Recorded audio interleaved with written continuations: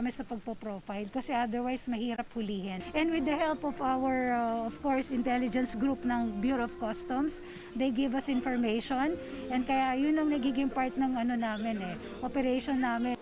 The BOC, along with DTI and DA, condemned and destroyed the goods.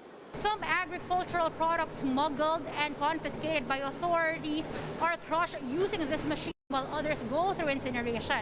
After the process, they become garden soil. Authorities say they need to destroy the smuggled agricultural products to prevent this from being sold in markets. The DA warns this can't be sold due to food safety issues.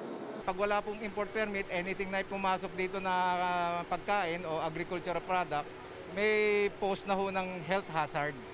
So may health threat na siya kaagad. Hindi natin alam kung saan siya nanggaling, kung may festival. The DA adds local farmers are at a loss whenever these are sold in markets. The DA eyes to prevent more from entering the country during the Christmas season.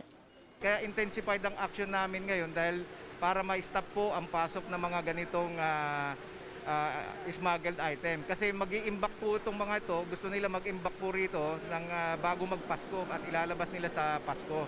Yan po magkakaroon ng price manipulation. Para secondly, para kung ma-stop po natin to at makontrol po natin yung pasok ng smuggled agri-product, yung mga local producers po natin ang mabebenta sa market.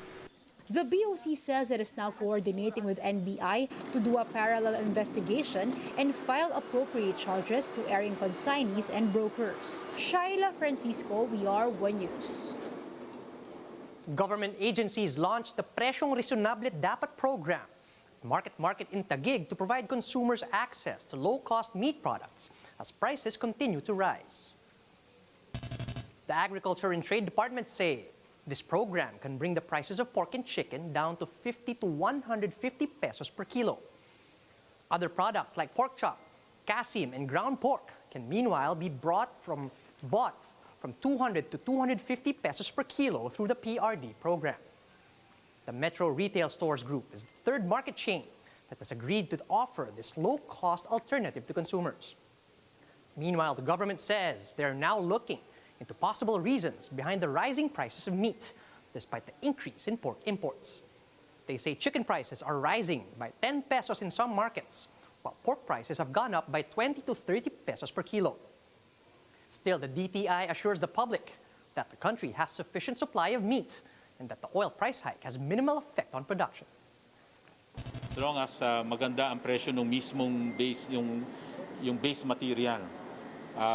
Yung kasing gasoline that goes into yung part of logistics, hindi ganun kalaki ang impact as much as yung mismong basic material ang nagtaas.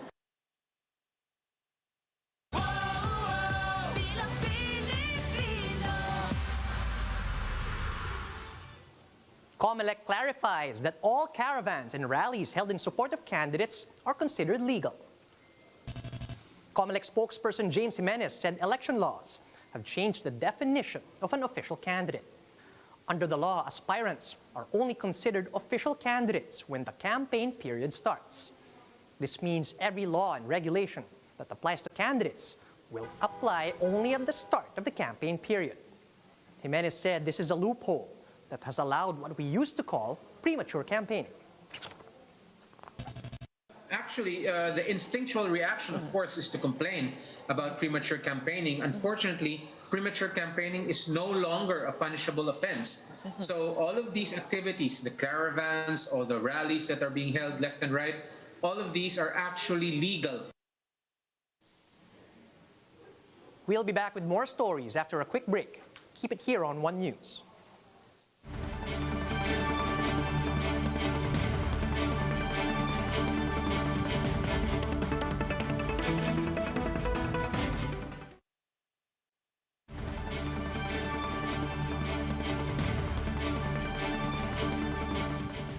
You're still watching One News Now. I'm Charles Lejano. President Rodrigo Duterte welcomed the Senate's move to go to the Supreme Court to question his decision to bar cabinet members from attending Senate hearings.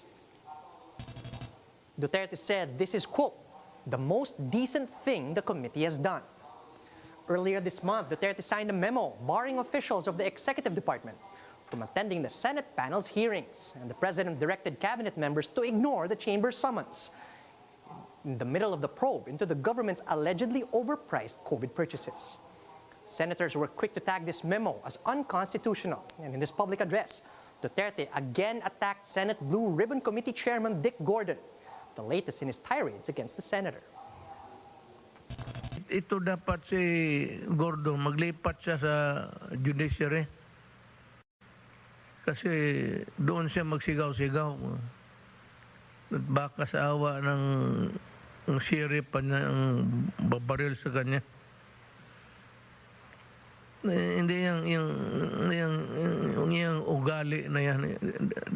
This is not feudal times. You have to be courteous.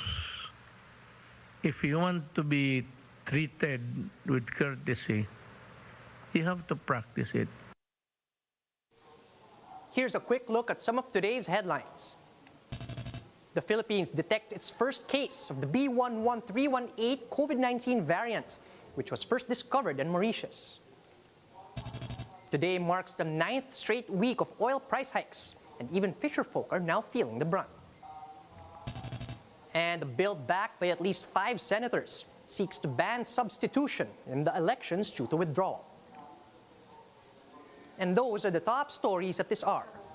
Join us again later at 2 p.m. as we continue to monitor the day's biggest stories. You can also catch One News on Signal Play. Just register for a free account at www.signalplay.com so you can stream One News live anytime, anywhere. I'm Charles Lejano. Mask on, wash hands, and stay safe, Philippines. We are One News.